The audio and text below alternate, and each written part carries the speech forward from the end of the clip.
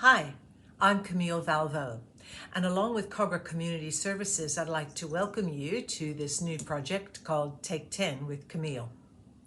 I've been a workshop facilitator at KCS for over 10 years, delivering one-to-one, face-to-face workshops. So this is just a continuation of that and an opportunity to continue to help you in your learning and support you in taking action in your life. So have you ever heard of the brace position? You know, if you're on an aircraft, or you may have heard about it in the movies. The brace position is when we put our bodies in a tight ball and we put our heads down because basically we don't know what's coming next and we're out of control. And that happens to a lot of us when times get tough. So I'd like to start this segment with just doing a little bit of open body work, and just put your shoulders back in a soft roll and open up the heart and the chest. You can take a few deep breaths as well. But what this does is it helps to release tension in the back and moves us away from that brace position to an open chest and heart position. Now this Take 10 segment is going to be about having a date with yourself, or basically creating a self-care mindset. And I've got a checklist that I'm going to run through with you. It covers your mental, your physical, and your emotional self-care. Now, I know there's plenty of you out there who've probably been doing this all your lives, and extra pats on the shoulder for you. Well done. But some of us get stuck, or we forget how important it is to look after our health, and particularly our mental health. So we're going to be talking a bit about self-care. The first area I wanted to talk about for your self-care was your physical care. And top of that list is movement. It doesn't matter what you do or how much, movement will release feel-good chemicals in your body. And that's why when you do some exercise, you feel so much better afterwards. So it could be just a walk, or out having a bit of fun in the park with the kids.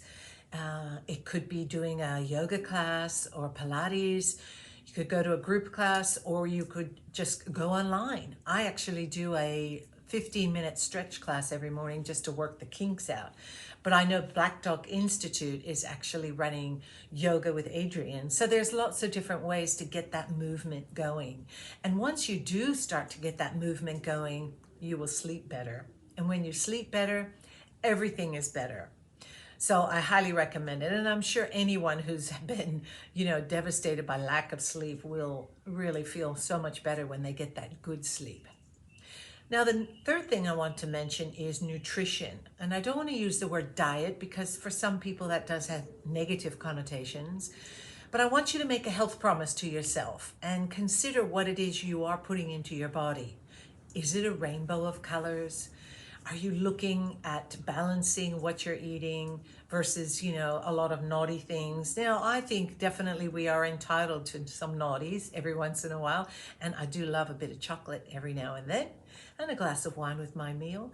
But I do think we need to look at the bigger picture of what we're eating and how we're keeping our physical body in shape and looking after it. And from that, I want to talk about water. Did you know that our blood is 90% water? I had no idea.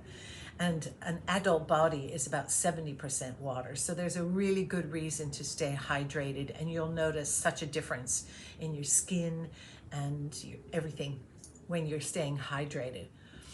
Now, the last thing I want you to consider is nature. To be nurtured by nature.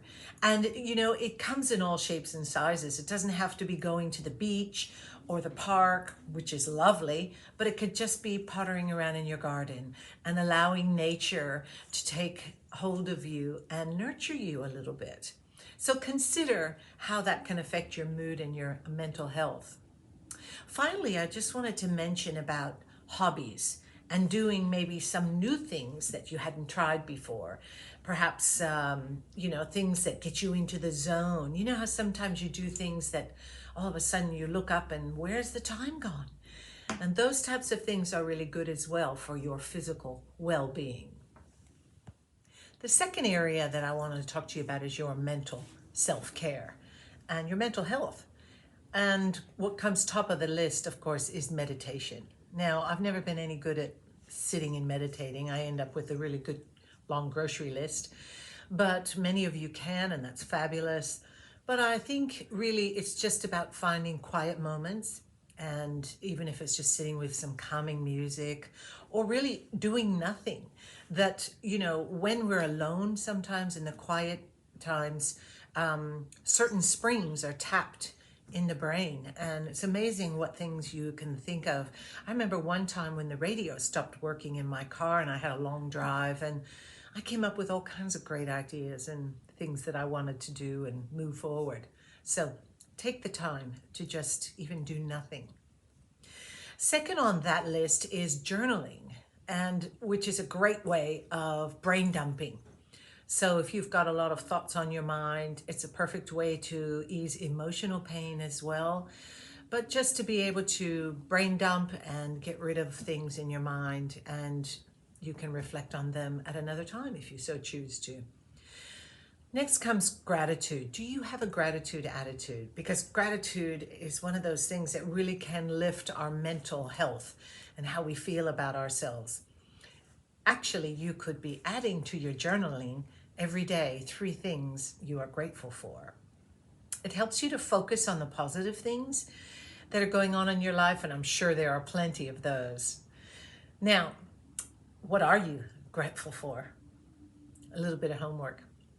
Moving on from that, we have productivity. And I think there's a term called languishing, where sometimes we get stuck and we're neither moving forward or backward, we're just kind of floating in one place. And I think it's really important to consider how productive you are and how much that affects your mental health. So think about ways that you could be more productive and move forward. And, you know, when we move on, oftentimes we get this great feeling of success or ticking the boxes, and that's great for your mental health as well. Now, I want to mention about asking for help.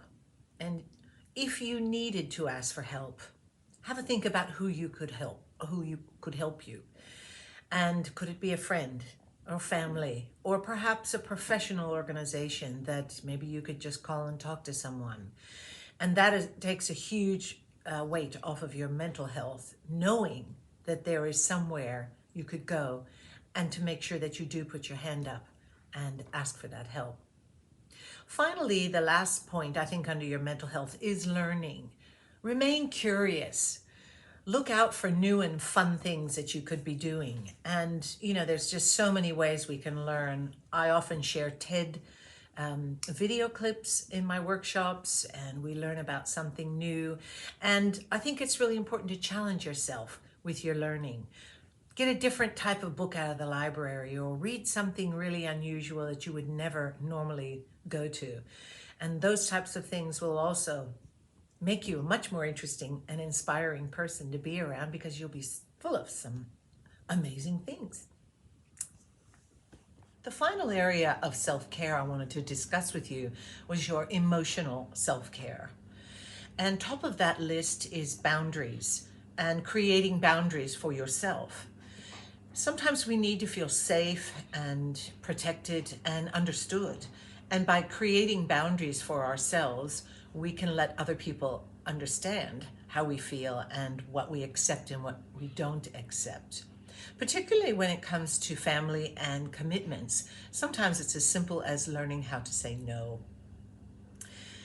Moving on from that, I'd like you to imagine your mind is a garden, and you have the power to plant the seeds in that garden. So when we talk about ourselves in front of others, when we talk to ourselves, our self-talk, occasionally we don't plant very good seeds. I'd like to see us all try and plant seeds of hope, confidence, happiness, versus creating a negative garden in our mindset, because that's going to make so much more of a difference on how you feel about yourself and your confidence coming forward. Now, connection, we all understand, is so important, connecting with other people. And it's also important that you let those people know how you feel about them, that, why you care about them, what's so special about them. And I've just joined the Letterbox project, which is something I'm sure you could look up. And it's a way of connecting with people in other states. You can send a letter or photos, whatever you like. I just have been connected with a lady in Perth and received my first letter from her. So that was really exciting to get a letter in the mailbox from someone I have only just kind of met, so to speak. And I've been able to connect to her world. She lives in Perth, so she's my new pen pal from Perth. So think about ways that you can be connecting with people that you care about and keeping those people close to your heart. Now, I know technology is important, but it really is also important to occasionally detox from the digital. It's hard sometimes because we look at things online and Facebook or wherever you are and you compare, and we can try and compete, and sometimes we don't feel good enough. And that can be a very difficult thing for many of us. So I really think, particularly if there's a lot of negativity, and even on TV, I find that occasionally there's a lot of negativity going on. So it's probably a good idea just to every once in a while pull the plug and do a bit of a detox and put on some of that calming music I talked about earlier. Now, as I'm finishing up, I have one last thing I'd love you to do for me, and that is to do an emotional check-in with yourself. I want you to think about the things that spark energy and positivity in your life, things that bring you joy, and I want you to consider doing more of those. Well, that's it for this little segment, and I hope you got a few takeaways. I know many of you are already practicing these great self-care ideas, so good for you. For the rest of you, I'll leave you with a little thought. Focus on what you want more of. Where your attention goes, your energy flows. Hope to hear from you. A bit of feedback would be lovely. And until then, see you next time.